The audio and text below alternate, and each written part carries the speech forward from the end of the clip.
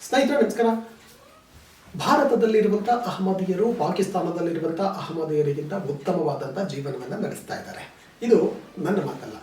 ಪಾಕಿಸ್ತಾನದ ನೊಬೆಲ್ ಪ್ರಶಸ್ತಿ ಪುರಸ್ಕೃತರಾದಂಥ ಡಾಕ್ಟರ್ ಅಬು ಸಲೀಂರವರು ನೀಡಿರುವಂತಹ ಅಭಿಪ್ರಾಯ.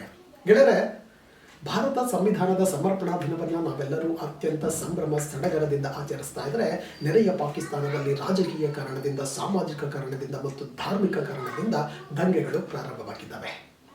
ಭಾರತ ಮತ್ತು ಪಾಕಿಸ್ತಾನ ಎರಡೂ ದೇಶಗಳು ಒಂದೇ ಸಮಯದಲ್ಲಿ ಒಂದೇ ಸಂದರ್ಭದಲ್ಲಿ ಸ್ವತಂತ್ರವನ್ನು ಪಡೆದಂತಹ ಎರಡು ದೇಶಗಳು. ಭಾರತಕ್ಕೆ ಸ್ವಾತಂತ್ರ್ಯ ಪಡೆದ ನಂತರ ಡಾಕ್ಟರ್ BR ಅಂಬೇಡ್ಕರ್ ಅವರು ಅತ್ಯಂತ ಶ್ರದ್ಧೆ ವಹಿಸಿ ಭಾರತೀಯರೆಲ್ಲರಿಗೂ ಒಪ್ಪಬಹುದಾದಂತಹ ಸಂವಿಧಾನವನ್ನು ರಚನೆ ಮಾಡಿ ದೇಶಕ್ಕೆ ಅರ್ಪಿಸಿದ್ದಾರೆ. ನಾವೆಲ್ಲರೂ ಅದನ್ನು ಅತ್ಯಂತ ಗೌರವದಿಂದ ಪಾಲಿಸಿಕೊಂಡು ಬರ್ತಾ ಇದ್ದಾವೆ. ಹಾಗಾದರೆ ಭಾರತಕ್ಕೆ ರಚನೆಯಾದಂತೆ ಪಾಕಿಸ್ತಾನಕ್ಕೂ ಒಂದು ಸಂವಿಧಾನ ಇರಬೇಕಲ್ವೇ? ಪಾಕಿಸ್ತಾನ ಸ್ವಾತಂತ್ರ್ಯಗೊಂಡ ನಂತರ ಎಷ್ಟು ವರ್ಷಗಳ ನಂತರ ತನ್ನ ಸಂವಿಧಾನವನ್ನು ಅಳವಡಿಸಿಕೊಳ್ತು? ಭಾರತದ ಸಂವಿಧಾನಕ್ಕೂ ಪಾಕಿಸ್ತಾನದ ಸಂವಿಧಾನಕ್ಕೂ ಇರುವಂತಹ ವ್ಯತ್ಯಾಸಗಳೇನು? ಪಾಕಿಸ್ತಾನದಲ್ಲಿ ಪದೇ ಪದೇ ಸಂವಿಧಾನಗಳು ಬದಲಾಗಲು ಕಾರಣವೇನು? ಈ ಎಲ್ಲ ವಿಚಾರಗಳನ್ನು ಇವತ್ತು ನಾವು ನಿಮ್ಮ ಮುಂದೆ ಪ್ರಸ್ತುತಪಡಿಸುವಂತಹ ಕೆಲಸವನ್ನು ಮಾಡ್ತಾ ಇದ್ದೇವೆ. ಗೆಳೆಯರೆ, ಭಾರತ ಸ್ವಾತಂತ್ರ್ಯ ಪಡೆದ ನಂತರ 1950 ಜನವರಿ 26ರಂದು ದೇಶಕ್ಕೆ ಸಂವಿಧಾನವನ್ನು ಜಾರಿ ಮಾಡುವಂತಹ ಕೆಲಸವನ್ನು ಮಾಡಲಾಯಿತು. ಆದರೆ ಪಾಕಿಸ್ತಾನ ಅತ್ಯಂತ ಶ್ರಮ ವಹಿಸಿ ಪಡೆದಂತಹ ಸ್ವಾತಂತ್ರ್ಯವನ್ನು ಸಂವಿಧಾನವಾಗಿ ಬದಲಾಯಿಸಿಕೊಳ್ಳಲು ಪಟ್ಟಂತಹ ಪಾಡು ಹೇಳುತ್ತಿರೋದು. 1956ರವರೆಗೂ ಪಾಕಿಸ್ತಾನ ತನ್ನದೇ ಆದಂತಹ ಸಂವಿಧಾನವನ್ನು ರಚಿಸಿಕೊಳ್ಳುವಂತಹ ಶಕ್ತಿಯನ್ನು ಹೊಂದಿರಲಿಲ್ಲ. ಅಂದರೆ ನೀವು ನಂಬಬೇಕು, ಪಾಕಿಸ್ತಾನ 1956ರಲ್ಲಿ ತನ್ನ ಮೊದಲನೇ ಸಂವಿಧಾನವನ್ನು ರಚಿಸಿ ಜಾರಿಗೆ ತರುತ್ತೆ. ಆದರೆ ಕೇವಲ 2 ವರ್ಷಗಳ ಕಾಲಾವಧಿಯಲ್ಲಿ 1956ರಲ್ಲಿ ಜಾರಿಗೆ ಬಂದಂತಹ ಸಂವಿಧಾನ 1958ರಷ್ಟಿಗೆ ಬರ್ಖಾಸ್ತಾಗುತ್ತೆ. ನಂತರ 1962ರಲ್ಲಿ ಮತ್ತೊಂದು ಸಂವಿಧಾನವನ್ನು ಪಾಕಿಸ್ತಾನ ರಚನೆ ಮಾಡಿಕೊಳ್ಳುತ್ತೆ. 1962ರಲ್ಲಿ ರಚನೆಯಾದಂತಹ ಪಾಕಿಸ್ತಾನದ ನೂತನ ಸಂವಿಧಾನ ಸಂಪೂರ್ಣವಾಗಿ ಜಾರಿಯಾಯಿತಾ ಅಂದರೆ ಇಲ್ಲ. ಮತ್ತೆ ಕೇವಲ 3 ವರ್ಷಗಳ ಅವಧಿಯಲ್ಲಿ ಮತ್ತೊಮ್ಮೆ ಆ ಸಂವಿಧಾನವನ್ನು ಸಹ ಮೂಲೆ ಸೇರಿಸುವಂತಹ ಕೆಲಸವನ್ನು ಮಾಡಲಾಗುತ್ತೆ. ನಂತರ 1973ರಲ್ಲಿ ಈಗಿರುವಂತಹ ಸಂವಿಧಾನವನ್ನು ಪಾಕಿಸ್ತಾನ ಜಾರಿಗೆ ತರುತ್ತೆ. ಈ ಸಂವಿಧಾನ ಅಂದರೆ ಪಾಕಿಸ್ತಾನದ ಸಂವಿಧಾನದ ಪ್ರಕಾರ Pakistan Islamic republic of Pakistan ಎನ್ನುವಂತಹ ಹೆಸರನ್ನು ಇಟ್ಕೊಂಡಿದೆ. ಅಂದರೆ ಅದು ಇಸ್ಲಾಂ ಧರ್ಮವನ್ನು ತನ್ನ ಆಡಳಿತದಲ್ಲಿ ಒಳಪಡಿಸಿಕೊಂಡಿದೆ ಎನ್ನುವುದು ಅರ್ಥ. ಗೆಳೆಯರೆ, ನಮ್ಮೆಲ್ಲರಿಗೂ ತಿಳಿದಿರುವಂತೆ 1937ರಲ್ಲಿ ಶರಿಯಾ ಕಾನೂನುಗಳು ಜಾರಿಗೆ ಬಂದವು. ಅದು ಮುಸ್ಲಿಮರ ವೈಯಕ್ತಿಕ ಕಾನೂನುಗಳು. ಈ ಶರಿಯಾ ಕಾನೂನನ್ನೇ ನೇರವಾಗಿ ಸಂವಿಧಾನವಾಗಿ ಸ್ವೀಕರಿಸಲು ಸಾಧ್ಯವಿಲ್ಲ.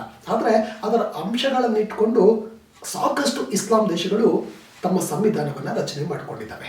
ಹಾಗೆಯೇ ಪಾಕಿಸ್ತಾನವು ಸಹ ತನ್ನನ್ನು ತಾನು ಇಸ್ಲಾಮಿಕ್ ರಿಪಬ್ಲಿಕ್ ಎಂದು ಕರೆದುಕೊಂಡಿದೆ. ಇಲ್ಲಿ ಪ್ರಧಾನಿಯಾಗಬೇಕಂದ್ರೆ, ಇಲ್ಲಿ ರಾಷ್ಟ್ರಪತಿಯಾಗಬೇಕಂದ್ರೆ ಅವರು ಕಡ್ಡಾಯವಾಗಿ ಮುಸ್ಲಿಮರಾಗಿರಬೇಕು. ಆದರೆ ಭಾರತದಲ್ಲಿ ಜಾತ್ಯತೀತ ಎನ್ನುವಂತಹ ಪದವನ್ನು ತದನಂತರ ಸೇರಿಸಿದರೂ ಮೂಲಭೂತ ಹಕ್ಕುಗಳನ್ನು ನೀಡುವಂತಹ ಸಂದರ್ಭದಲ್ಲಿ ಡಾಕ್ಟರ್ BR ಅಂಬೇಡ್ಕರ್ ಅವರು ಯಾವುದೇ ಜಾತಿ, ಮತ, ಲಿಂಗ, ಭಾಷೆಗಳ ಭೇದವಿಲ್ಲದೆ ಪ್ರತಿಯೊಬ್ಬರೂ ಸಮಾನವಾದ ಅವಕಾಶಗಳನ್ನು, ಸಮಾನವಾದ ಹಕ್ಕುಗಳನ್ನು ಪಡೆಯಬಹುದು ಎನ್ನುವುದನ್ನು ಸಾರಿ ಹೇಳಿದ್ದಾರೆ. ಪಾಕಿಸ್ತಾನದ ಸಂವಿಧಾನವು ಇಸ್ಲಾಂ ಎಂದರೆ ಏನು ಎನ್ನುವುದನ್ನು ಸ್ಪಷ್ಟವಾಗಿ ಹೇಳಿದೆ. ಯಾರು ಅಲ್ಲಾಹ್ ಒಬ್ಬನೇ ದೇವರು ಎಂದು ನಂಬುತ್ತಾರೋ, ಯಾರು ಪ್ರವಾದಿ ಮಹಮ್ಮದ್ ಆ ಧರ್ಮದ ಕಡೆಯ ಪ್ರವಾದಿ ಎಂದು ನಂಬುತ್ತಾರೋ ಅವರು ಮಾತ್ರ ಮುಸ್ಲಿಮರು, ಮಿಕ್ಕವರು ಮುಸ್ಲಿಮೇತರರು ಎಂದು ಆ ಸಂವಿಧಾನ ಸ್ಪಷ್ಟವಾಗಿ ಹೇಳುತ್ತೆ. ಆದರೆ ಭಾರತದಂತೆ ಪಾಕಿಸ್ತಾನದಲ್ಲಿಯೂ ಸಹ, ಅಂದರೆ ಇಸ್ಲಾಂ ಧರ್ಮದಲ್ಲಿಯೂ ಸಹ ಸಾಕಷ್ಟು ಒಳಪಂಗಡಗಳನ್ನು ನಾವು ಗಮನಿಸಬಹುದು. ಅಲ್ಲಿ ಶಿಯಾ, ಸುನ್ನಿ ಮತ್ತು ಅಹಮದಿಯರು ಎನ್ನುವಂತಹ ಒಳಪಂಗಡಗಳನ್ನು ನಾವು ಗಮನಿಸ್ತೇವೆ. ಗೆಳೆಯರೆ, ಈ ಅಹಮದಿಯರು ಎನ್ನುವಂತಹ ಒಳಪಂಗಡವನ್ನು ನಾವು ಭಾರತದಲ್ಲಿರುವಂತಹ ಅಸ್ಪೃಶ್ಯರಿಗೆ ಹೋಲಿಸಿದ್ರೆ ತಪ್ಪಾಗಲಾರದು. ಕಾರಣ ಇಷ್ಟೇ, ಅಹಮದಿಯರು ಸಹ ಅಲ್ಲಾಹ್ ದೇವರು ಎಂದು ನಂಬುತ್ತಾರೆ. ಆದರೆ ಪ್ರವಾದಿ ಮಹಮ್ಮದ್ ಕಡೆಯ ಪ್ರವಾದಿ ಎಂದು ಅವರು ಒಪ್ಪಲಾರರು. ಒಂದಷ್ಟು ಬದಲಾವಣೆಗಳನ್ನು ತರುವಂತಹ ನಿಟ್ಟಿನಲ್ಲಿ ಆ ಸಂಸ್ಥೆಯ, ಅಂದರೆ ಆ ಒಂದು ಒಳಪಂಗಡದ ಸಂಸ್ಥಾಪಕರು ಪ್ರಯತ್ನ ಪಟ್ಟ ಕಾರಣದಿಂದ ಇಡೀ ಒಳಪಂಗಡವನ್ನು ಇಸ್ಲಾಂ ಧರ್ಮದಿಂದ ಹೊರಗಿಡುವಂತಹ ಪ್ರಯತ್ನಗಳು ನಡೆದಿದೆ. ಗೆಳೆಯರೆ, ಈ ಕಾರಣದಿಂದಲೇ ಅಂದರೆ ಇಸ್ಲಾಂ ಧರ್ಮದಲ್ಲಿ ಶಿಯಾ ಸುನ್ನಿಯ ಜೊತೆಗೆ ಈ ಅಹಮದೀಯ ಎನ್ನುವಂತಹ ಒಂದು ಒಳಪಂಗಡ ಇದ್ದ ಕಾರಣದಿಂದಲೋ ಏನೋ, ಆ ಒಳಪಂಗಡದವರನ್ನ ಅಸ್ಪೃಶ್ಯರಂತೆ ಕಂಡ ಕಾರಣಗಳಿಂದಲೋ ಏನೋ, ಡಾಕ್ಟರ್ BR ಅಂಬೇಡ್ಕರ್ ಅವರು ಹಿಂದೂ ಧರ್ಮವನ್ನು ತ್ಯಜಿಸಿ ಬೇರೆ ಧರ್ಮವನ್ನು ಸೇರುವಂತಹ ಪ್ರಯತ್ನ ಪಟ್ಟಂತಹ ಸಂದರ್ಭದಲ್ಲಿ ಇಸ್ಲಾಂ ಧರ್ಮ ಬೇಡ ಎಂದು ನಿರ್ಧರಿಸಿರಬಹುದು. ಈ ರೀತಿಯ ಯಾವುದೇ ರೀತಿಯಾದಂತಹ ಅಸ್ಪೃಶ್ಯತಾ ಆಚರಣೆಯಿಲ್ಲದ, ಭೇದ ಭಾವಗಳಿಲ್ಲದ ಬೌದ್ಧ ಧರ್ಮವನ್ನು ಸ್ವೀಕರಿಸಿರಬಹುದು. ಗೆಳೆಯರೆ, ಒಟ್ಟಾರೆಯಾಗಿ ಭಾರತ ಮತ್ತು ಪಾಕಿಸ್ತಾನದ ಸಂವಿಧಾನಕ್ಕೆ ಹೋಲಿಸ್ಕೊಂಡ್ರೆ, ಕೇವಲ ಪಾಕಿಸ್ತಾನದ ಸಂವಿಧಾನಕ್ಕೆ ಮಾತ್ರವಲ್ಲ, ಭಾರತ ಮತ್ತು ಪಾಕಿಸ್ತಾನ ಅಥವಾ ಇನ್ನಿತರ ಯಾವುದೇ ಪ್ರಪಂಚದ ಸಂವಿಧಾನಗಳಿಗೆ ಭಾರತದ ಸಂವಿಧಾನವನ್ನು ಹೋಲಿಸಿದ್ದೆ ಆದರೆ ಇವತ್ತಿಗೂ ಅತ್ಯಂತ ಸುಮಧುರವಾದಂಥ, ಅತ್ಯಂತ ಅರ್ಥಗರ್ಭಿತವಾದಂತಹ, ಎಲ್ಲ ಕಾಲಗಳಲ್ಲೂ ಎಲ್ಲರಿಗೂ ಒಪ್ಪುವಂತಹ ಏಕೈಕ ಸಂವಿಧಾನ ಇದ್ರೆ ಅದು ನಮ್ಮ ಭಾರತದ ಸಂವಿಧಾನ. ಇದು ಇಡೀ ಭಾರತೀಯರ ಹೆಮ್ಮೆ.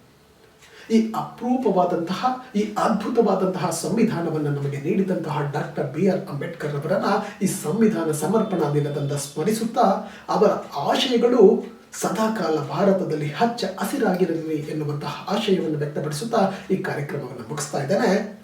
ನಮಸ್ಕಾರ.